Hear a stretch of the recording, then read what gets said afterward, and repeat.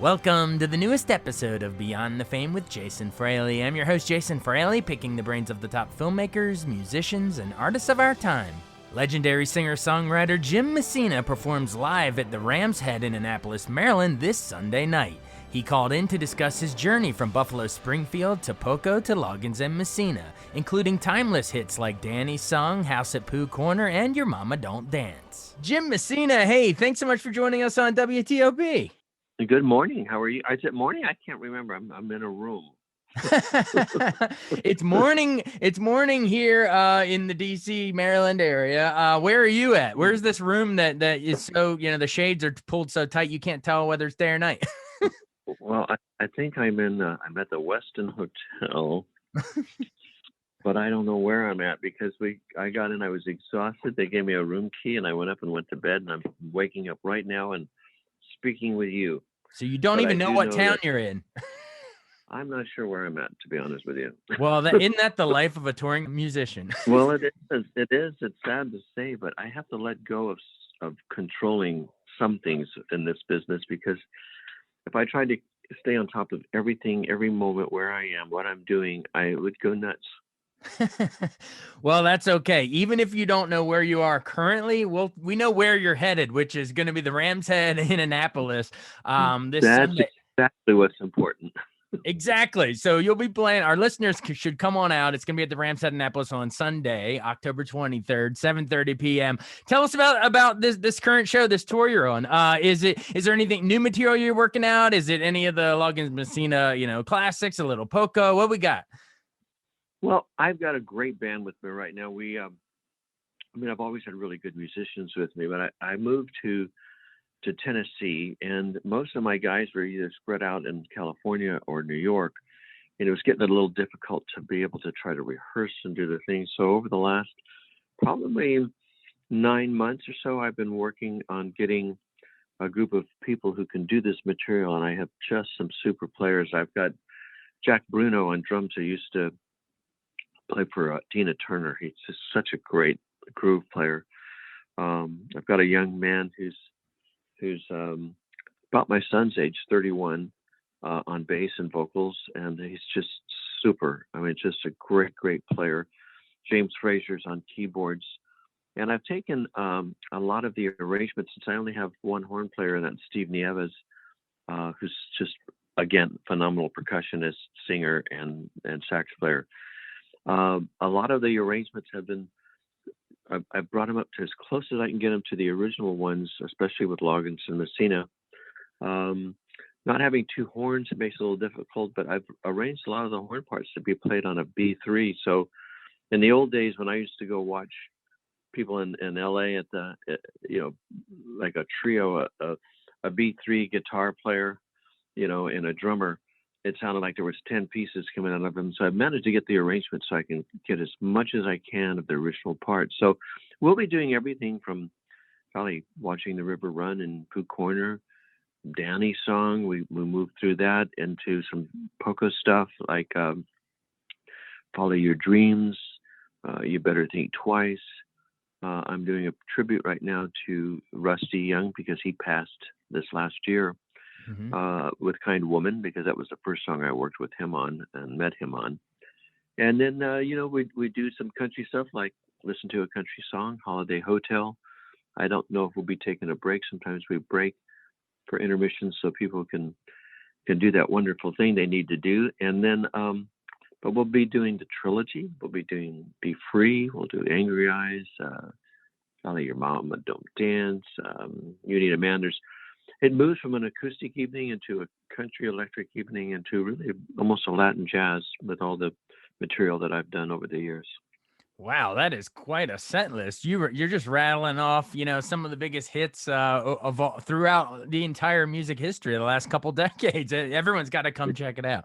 Well, whenever I have someone as iconic as yourself on our radio station, I always love to hear sort of your origin story. I know you were born in 47. What a good year. Robert Mitchum, Out of the Past. That's a good year. But you split time. You were born in California, but you split time back and forth in Texas too, right? Right. I was born in California, and I think I was about 2.5 or 3 when I moved to Texas with my mom and my stepfather, and I was there probably through first, second, and third grade. And then I went to stay with my dad when I was in the fourth grade, which would have been in Southgate, California, Linwood, Southgate, that area, Southern California. And then through the years, my parents kind of just between custody issues and where I was going to be, pretty much grew up in Southern California um, until I graduated high school. And even then, I moved to Hollywood to try and have a career. So most of my time was spent in my 20s and 30s, really in California, and I must say 40s and 50s because it wasn't until about golly 5 years ago I decided to move to Tennessee. And my grandfather was from Tennessee, and my mom and her mom was all from Texas. So I grew up around a Southern family, and probably perhaps the reason why you know uh, country Western music was in my life. My dad was a guitar player himself, had a little country Western band when he was in the late 40s, early 50s, and so I grew up in my father's family of having Spade Cooley, Bob Wilson, the Texas Playboys, Chet Atkins, Merle Travis, the Collins Kids, all that stuff. Johnny Cash was all part of the music, mainly Western swing. I pulled Johnny Cash out of that because that's really on my mother's side, because my stepfather was from Arkansas.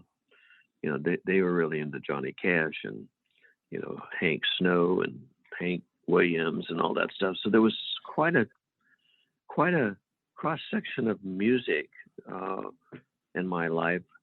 Not to mention the fact that I was raised in an Italian family, and every Christmas they'd pull out the mandolin and there'd be a polka bouncing around for a few hours. Everybody's jumping and jiving to that stuff. But yeah, I really I had the perfect childhood to grow up and become who I have become. And the good news is I had good parents and good standards, and they basically told me to keep my nose clean, or I would probably die at the hand of the parents. So I took that stuff seriously. So I managed to get through life with drug free and have my mind and my brain, and thanks to good parents. Wow. Yeah. Sounds like a great upbringing and a great, musical soundtrack bouncing around the walls of your childhood. I mean, man, Bob Wills and Hank Snow, and you're naming some legends. I'm loving it. So tell me about your, I guess you're very, well, of course you did Buffalo Springfield, but even before that, tell me about the very first bit. What was it called? The Jesters?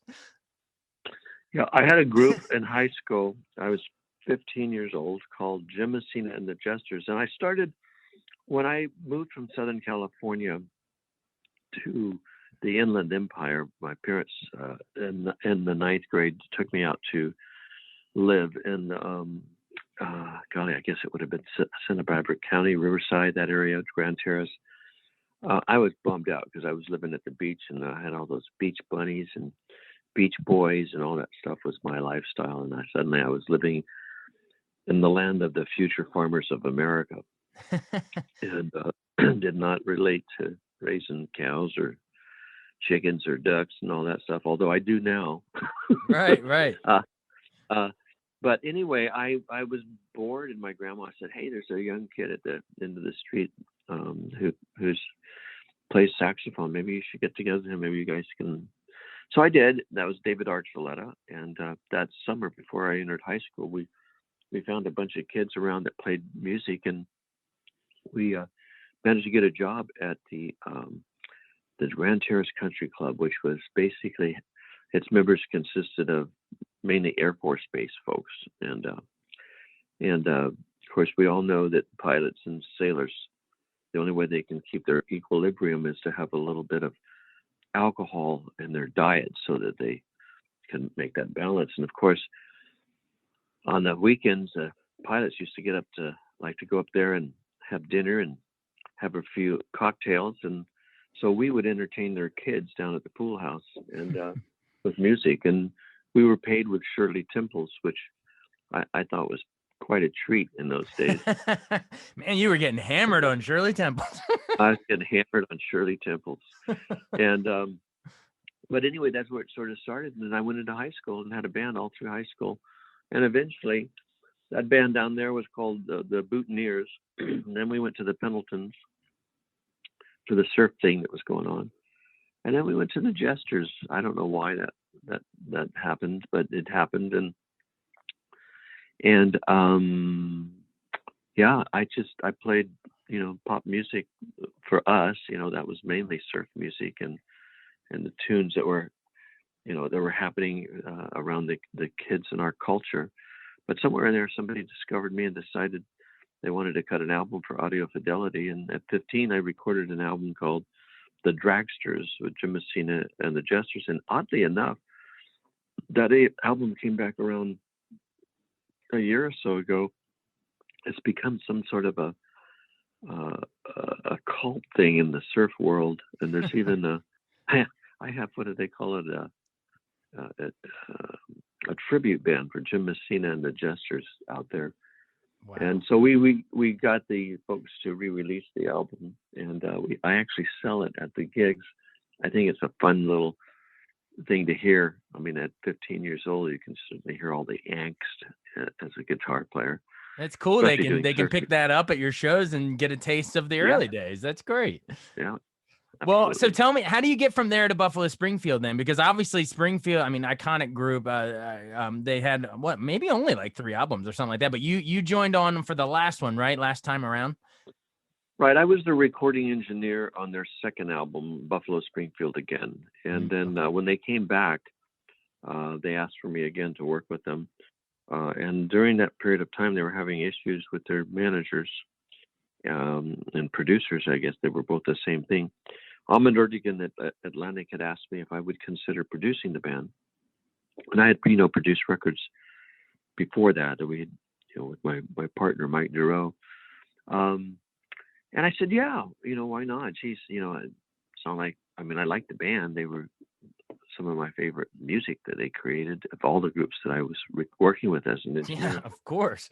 And then suddenly their bass player decided he wanted to get himself busted. So he called the police on himself, complaining about the neighbors. They came in, found drugs in his apartment. This is Bruce Palmer? Yeah, he busted himself, and they sent him back to Canada. And at that time, they were auditioning for bass players. And I had the great fortune of having Joe Osborne help me on the bass guitar as I was building his studio with Mike Duro. So I'd had some tips and I got myself a really nice bass. And so I raised my hand for audition and got the job. And so then I was working as their bass player, producer, and engineer. And that was for the kind of the start to get me back into music, because I didn't think I'd ever have an opportunity to be a studio musician. I just wasn't good enough based on all the players that were happening in those days. And so I went into becoming a recording engineer and apprenticed under Mike Duro, and eventually made my way to Sunset Sound, which is where I met the Springfield and did that second album. Before there, though, I think the way I you know, it's an interesting, your question is interesting because it has another tier to it in that. Oh yeah, let's tangent, baby. I love it.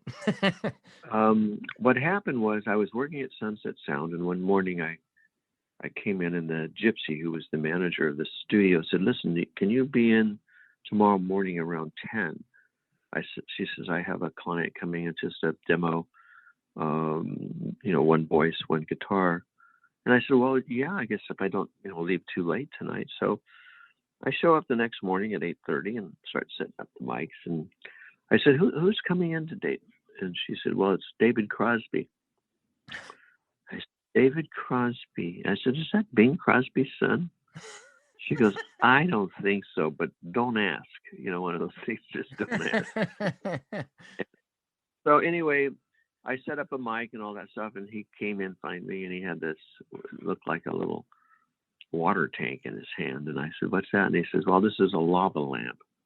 And I says, well, what do you want me to do with that? And he said, I want you to just plug it in, and when I tell you, turn the lights out, and we're gonna. So I plugged it in. I've never seen one before, and it started to get hot, and the goo started to kind of go around on the inside of it. So anyway, finally, the person he was doing the demo with shows up, a woman.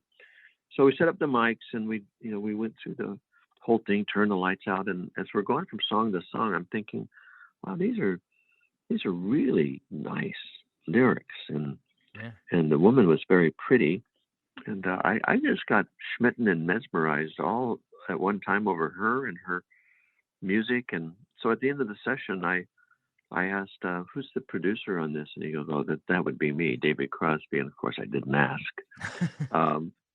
And I said, and who's the artist? And he says, it's Joni Mitchell. So I said, oh, that's nice, and put Joni Mitchell down. Wow. So we cut her first demos that she then took to A&M and signed her deal on to begin her career. And it was wonderful because, I got a chance to see what I thought at the time was really a wonderful singer-songwriter before me. As an engineer, you get so much stuff. I used to get Warachi bands in there, and they would just,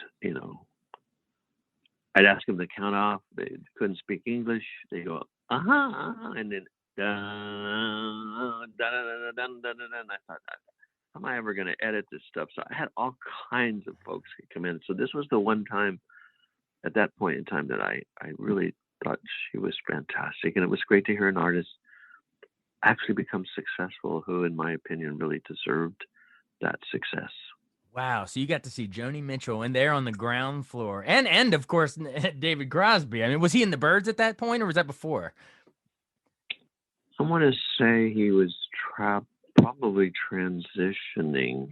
I'm not quite sure, because David was the one that went to Neil and said, hey, I know this young engineer here that you might want to hire. So that's how I got the recommendation. But I think that David was sitting in with the Buffalo Springfield now and then, because Neil would quit.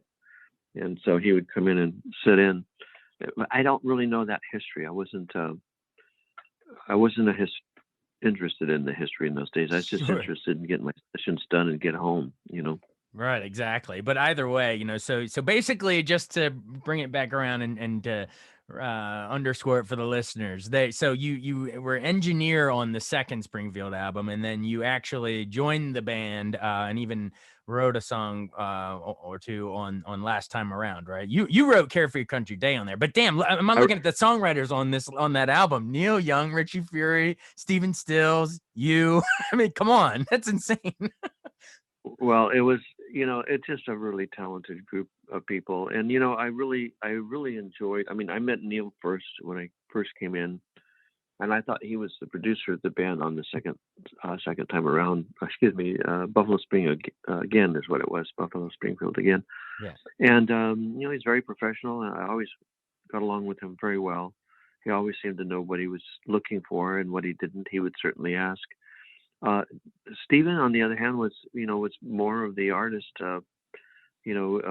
ready to play, impetuous, wanted to get to something plugged in and playing as immediately, if not sooner. Richie was more of seemed like the nervous cat on the tin roof, wanting to know when he was going to get in and what, it was just a very interesting group of people, but very, very talented, and each one requiring a different element and type of attention in order to keep things moving. Oh, absolutely. Well, thanks for such a deep dive into the Buffalo Springfield days. That's great. Well, we had Richie Furay on this same show a couple months ago. So he told us all about the transition into Poco. But in case our listeners missed that, it's in our archives. But if they're listening to this, let's hear Jim Messina's take on it. So how do you and Richie Furay spin out of I guess Springfield sort of disbands, and you guys are like, well, what are we doing now, and you form Poco, or how did that come about? Well, pretty much I think you got the construct of it. From my point of view, sitting behind my eyeballs, we knew that the group was going to to disband. And I remember it was in a taxi cab that I recall that I asked Richie, I said, "What are you planning on doing after this?" And he said, I really don't know.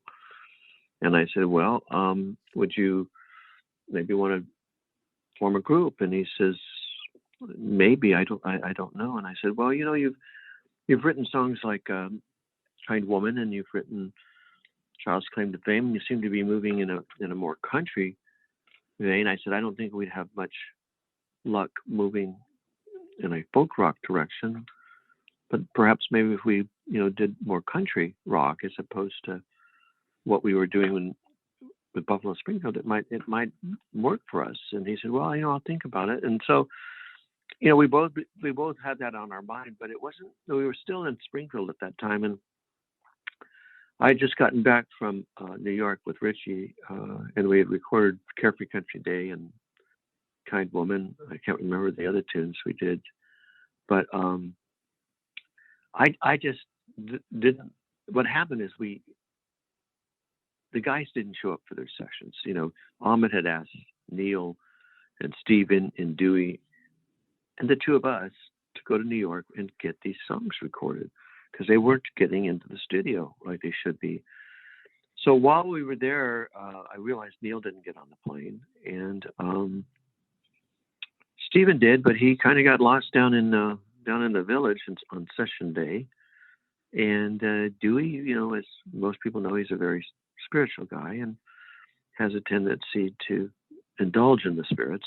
And as a result, came in too spirited to sit on the chair. So that wasn't usable. So Rick Martin said, "Listen, I'll help you out. I'll get you the best, cats in New York." So he did. And so we were sitting there recording these songs, Kind One for one, and I didn't realize that the best cats in New York were all jazz cats, and it wasn't the record I was imagining. So we get back to LA, and I told Richie, I said, "We need to do something to this record to make it feel more like Buffalo Springfield." So I had suggested that we put a steel player on there, like Red Rhodes or Buddy Emmons or Sneaky Pete, somebody like that. And our guitar tech at the time, Miles Thomas, suggested that he had a friend, a musician in Denver that he knew that was a steel guitar player. His name was Rusty, and was about our age, and perhaps we might consider bringing him out. So we decided to do that. We brought Rusty out, and he on the trip out, his steel, which was just a phenomenal steel, it was all steel rods and just a well manufactured instrument, got dropped off the plane and it busted. So when we got into the studio and found that out to be the case, I had mentioned that Stephen had bought a steel guitar when we were out on the road, and it was here because he wanted to try and play it. So we pulled it out. It was not a very good one. It was not as expensive as Rusty's. Worked backwards, worked on cables instead of rods. But Rusty didn't complain. He just got it set up and did what he was supposed to do. And we made a couple of passes, and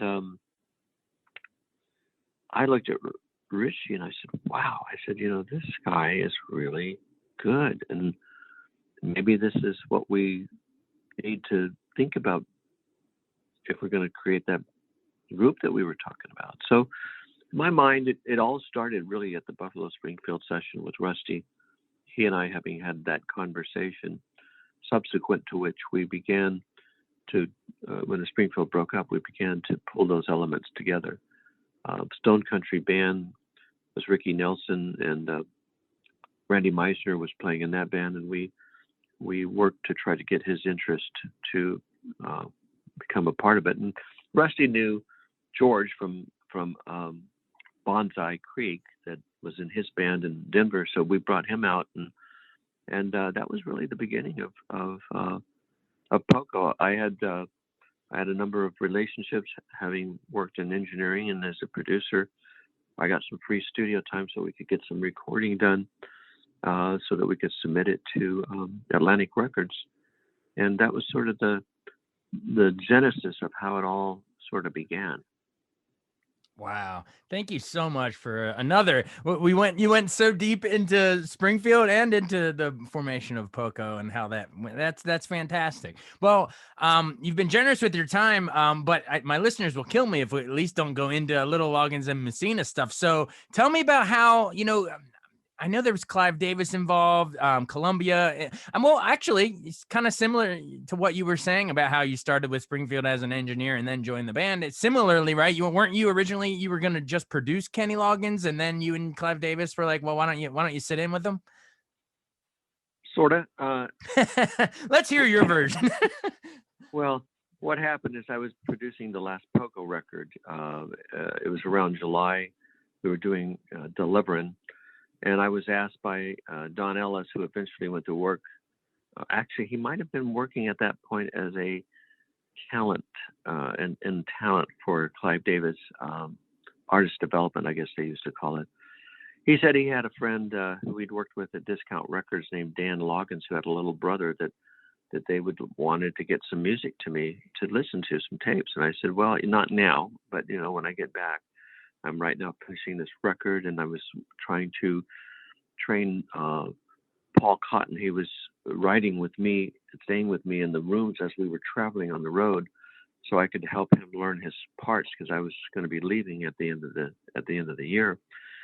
But when I finally got back, Kenny called me and said that he was told that I, would like to meet with him. I said sure. So I invited him over for dinner, and when I opened the door, I saw this tall, lanky guy with a part in his hair and braces on his teeth and a beard. And I thought, oh, wow, this is interesting. And I said, so let's listen to some songs. And I said, can I hear your tapes? And he says, well, I don't have any tapes. And I said, well, what about, how about just bringing your guitar? I don't own a guitar. And apparently in his book, he mentions that he did own the guitar, but he was embarrassed to bring it in. So anyway, we sat and we talked, and I said, well, look, I think what we need to do is hear what you do. And so I pulled out a guitar and gave it to him and asked him to sing some songs into my tape recorder that was there in my recording room. And so he sang Danny's song, House Up the Corner, Behevala, a couple of other songs we'd never recorded. I found him to be very personable. And at the end of the evening, I said goodnight, and I sat down with my wife, and she says, what do you think? And I said, wow. I says he's got a talented voice, but most of this stuff is folk scenes. Folk songs. We've already been there, done that, with Peter, Paul, and Mary, and Bob Dylan, and the lot. I said, I don't know. I just don't know what to do. So I decided to spend more time with him. I had already gone through Andy Williams. I said I can't do. I'm not the right producer.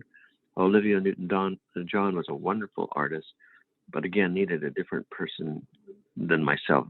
I felt Dan Fogelberg had met with me, and I had seriously considered doing him before Kenny. But when I asked him, why do you want to, why are you choosing me to produce your record? He says, well, because I want to make a Pogo record. And I went, oh dear. I said, Dan, I said, I never made more than $125 a week in that band.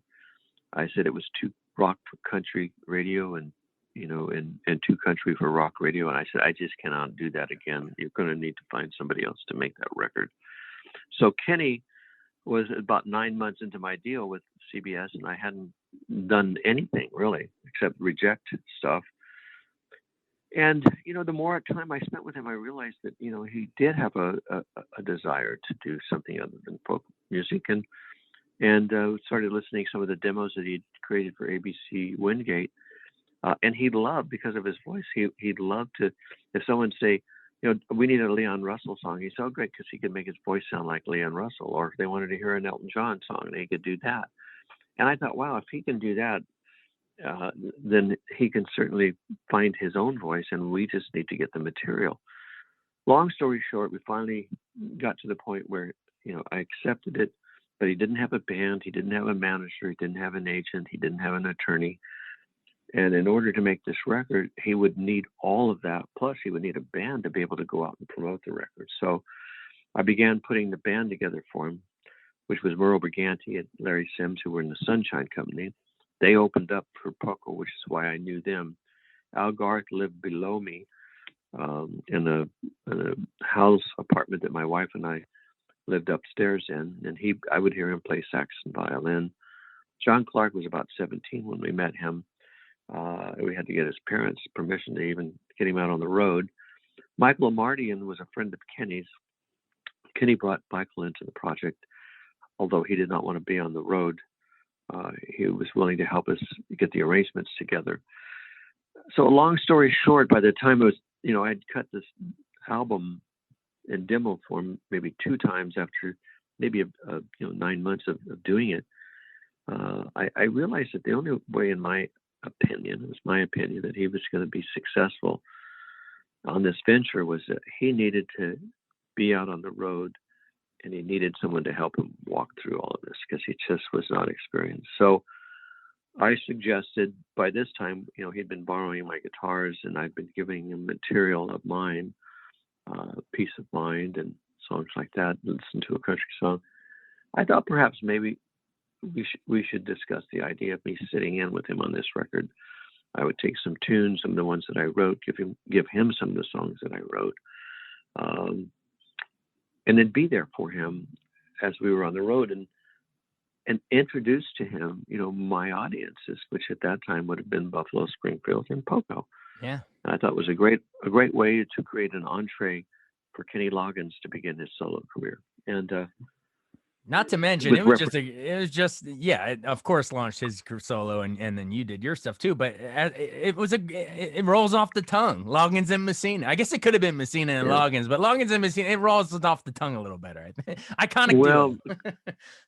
When I went to Clive to bring up the idea, he did not like the idea, and really, he didn't want to see the group come out with a record and then have it break up. In his mind, if I was with them, I'd be part of the group, and if I leave, then I'm breaking up the group. So we went back and forth on that for a while, and finally I said, if you would just consider the fact that there have been a number of artists throughout the years who have sat in, on an album, Stan Getz, Charlie Bird, Leon Russell, Joe Cocker. I mean, it doesn't bust the bands up. What it does is it helps to solidify them and promote them. And that's all I want to do, is to see this record get promoted so it has an opportunity to sell. And eventually he agreed to it.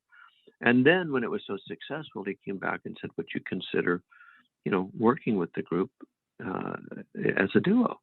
And I said, well, that really depends on Kenny. This is his start, his career, and see what he thinks. So he came back and said, Kenny's agree up. I'd like to call it Messina and Loggins. And I said, no, I do not want to do that. I want it to be Loggins and Messina, because my intent here is the same. I don't want to stop producing records. I want to make sure that whatever we do here, he gets the proper credit, and to give him the proper headlining that he's going to eventually need. Well, that's very selfless of you. Give him the rub there, and the lead in the name there. Well, that was the intention. I mean, if I was considering, if I was going to consider my own career as an artist, I would have probably agreed with Clive with easily. But I just felt that was the right way to do it. And there's many people that would have jumped at that and taken the selfish route, but you didn't, sir. And I think that speaks a lot to your character. Not to mention, you guys did some great songs. If you have a second, I'd like to drill down on Danny's song. You said I guess he brought that to you and had already written it, but it wasn't it. You said Danny was his brother, right? He wrote that about what, like his nephew being born or something like that? I think so. I mean, he wrote it to his brother, about his brother. There was another writer on there, Dan Latimer. I don't know how much he contributed. Okay. There were a lot of verses at one point in time, but initially the song, as I understand it from Kenny, was about his brother. And it's just one of those songs that everybody just loves it. I mean, it just resonates in such a great place. And it is truly about the song, not the arrangement, not anything other than a very sweet song that Kenny sang, and I believe Anne Murray did it as well, and it was very, very successful for her. Actually, probably more successful for her than us, because it was never released as a single. But it was certainly on the Sittin' In album, a highlight of the album, because that whole album was produced for people at home. It was never produced for radio. Right. It was made so you could put it on, listen to both sides, and feel like you'd just gone to a movie. Exactly. And it's one of those songs that, even if you found a younger generation and, you could be like Danny's song, people would be like, wait, like, a younger kid might be like, what's Danny's song? But then all you got to say is, even though we ain't got money, they'll go, I'm so in love with you, honey. Like everyone knows that call and response almost nowadays. Well, you know what's really interesting about that? My daughter was 3 years old when we went out in 2009. And we came back, and she had been on, every stage that Kenny and I performed on, and she was on the bus. I had a bus at the time, so we came back, and we were sitting in the living room, and I said, Josie, I said, did you like being on the road? She went, yeah. And I said, what was your favorite song? Hoping she'd say one of mine. Oh, I like Danny's song. I said, do you remember any of the words? Yeah. I said, can you sing it? And she goes, yeah. And I said, well, sing it. So she says, even though we ain't got honey, I'm so in love with your money. And I went, she flipped it. She flipped it. I said, honey, you're learning the ways of the world a little too soon. That's great. Well, you know what? With the honey, maybe she was thinking of House at Pooh Corner. Maybe she was doing Pooh Bear with the honey pot or something. Yeah, kids get that stuff mixed up. Wait, so she did? I would have guessed that would have been her favorite, with Christopher Robin and that kind of children's stuff. Did she like that one, or she's more of a Danny song fan? Well, I asked her the question, and that was her answer. Let's put it that way. Well, tell me about the creation of Pooh Corner then really quick before we run here, because that's a really iconic one as well. Well, that song was originally recorded by the Nitty Gritty Dirt Band before I met Kenny. Another great group. And they had a much different version on it. This was kind of an up-tempo pop with a wah-wah pedal kind of thing. And in the process of trying to find Kenny's space musically, I felt that song needed to have a different take on it. I felt that it needed to be more childlike and more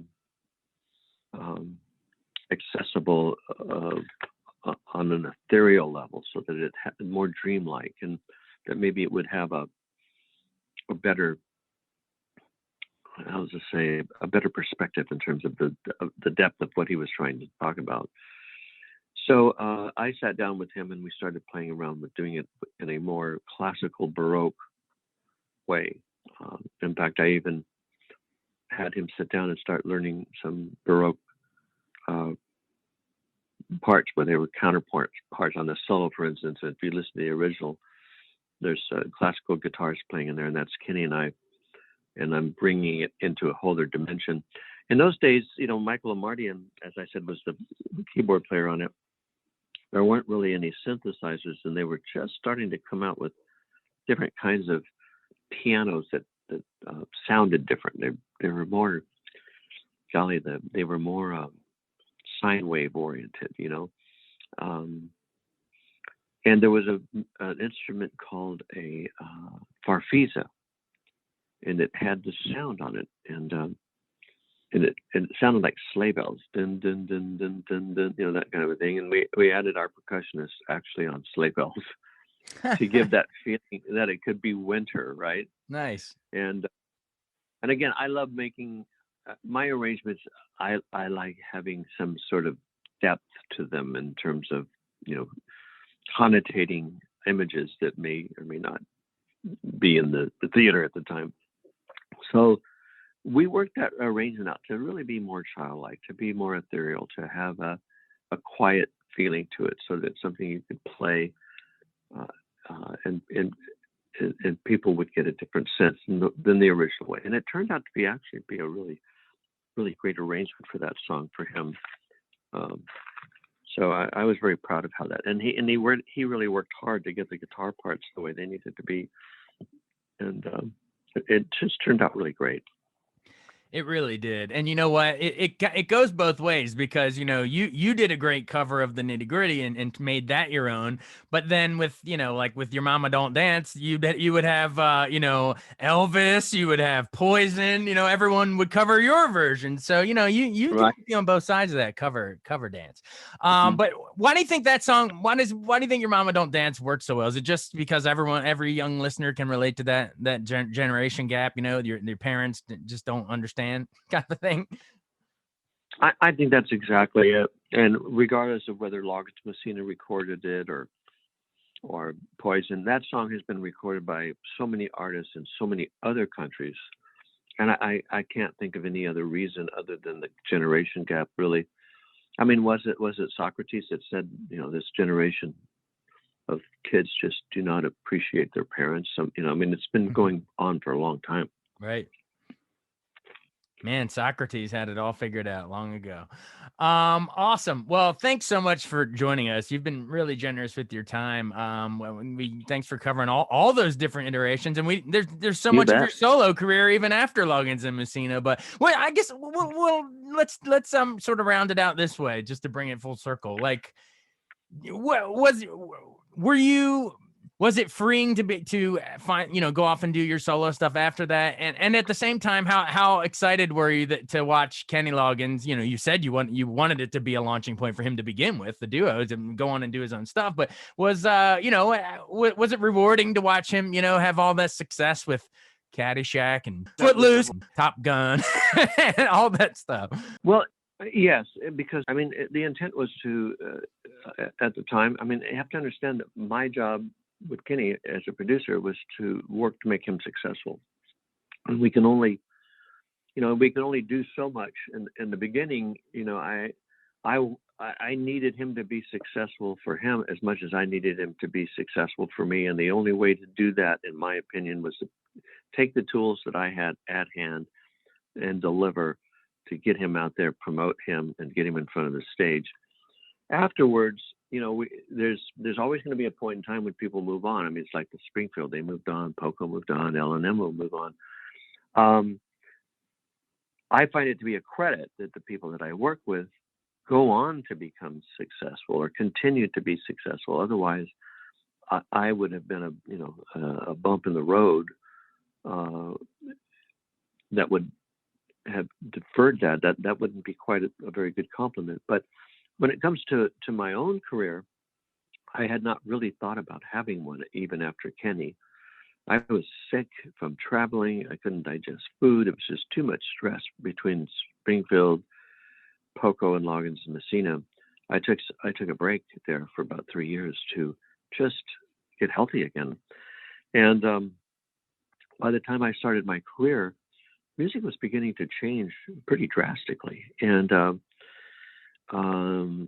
I just did not see doing some of that music myself. It just didn't fit with me, and some of the pop stuff, the disco stuff, that's just not in my wheelhouse, nor did I want it to be. And I think becoming a pop artist and competing in that, you have to decide: do I want to try and be hip every time I make a record?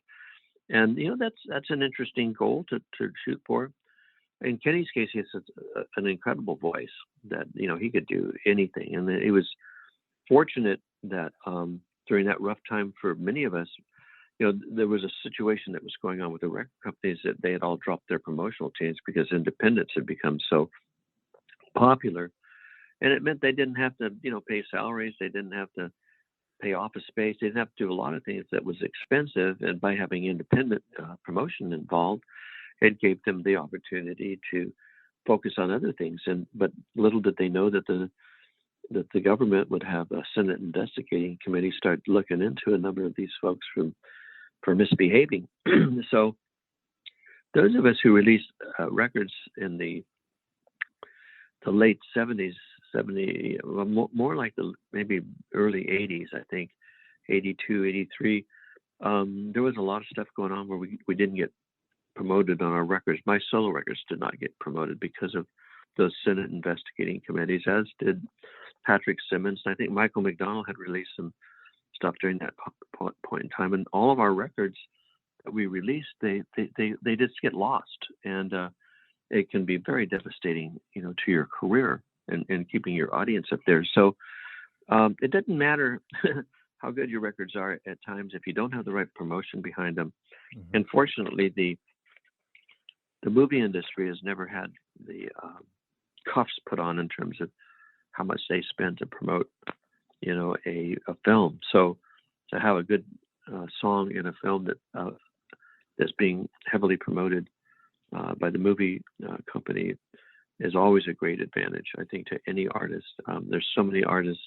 I mean, I loved Tina Turner was on a film. I can't remember what it was. I wanted to say it was a 007, but maybe not. But hearing these fantastic voices with their records associated with these movies really, really helps an artist in their career. And I think that Kenny was fortunate to have the good success of having some good movies, some good promotion, and that helped keep his career alive. And having a great voice certainly was the bigger part of it. Were you talking about GoldenEye with the Bond movie? Was that the one? I think so. I remember her voice being in the James Bond movie, and I remember just becoming more acquainted with her as an artist, and then I began to look at her history more, and then I think, I don't know if it was before or after, but I remember What's Love Got to Do with It. Of course. What a fantastic record that was with her voice. Yep, which also became a movie. It all ties into each other. But right. Hey, thanks so much. I had no idea we would go, 45 minutes, almost an hour together. This is fantastic. I could keep talking, but I know you're touring and busy. But I could sit and hear these stories all day. I got to have breakfast pretty soon because I'm sitting here like a bird eating pistachios, trying to make my stomach calm. Man, we couldn't even hear that. We can't hear the munching of the pistachios. So you hit it pretty well. But we'll let you run before your stomach eats itself. But everyone, check out Jim Messina at Ram's Head in Annapolis this Sunday, October 23rd, 7:30 p.m. Get your tickets now. Hey, thank you so much for doing this. This was fun. My pleasure. And we'll have the full band there playing all of these songs that I talked about. So the audience should be very pleased with what they hear. Awesome. Well, we really, really appreciate it. We'll see you out there in Annapolis. We can't wait. All right, buddy. Take care. Bye. Bye. Thanks so much for listening to Beyond the Fame with Jason Fraley. Our theme music is Scott Buckley's Clarion. Remember to give us a 5-star rating if you like what you hear. We'll see you next time.